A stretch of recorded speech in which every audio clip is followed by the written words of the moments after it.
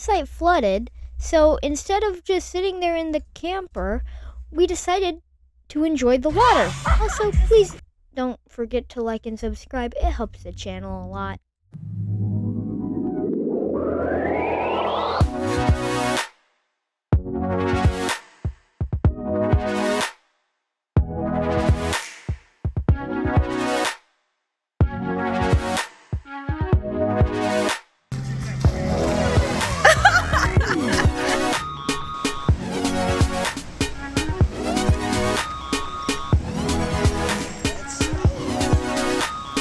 Yeah, we're not getting across that right now. I don't even know where the bridge is.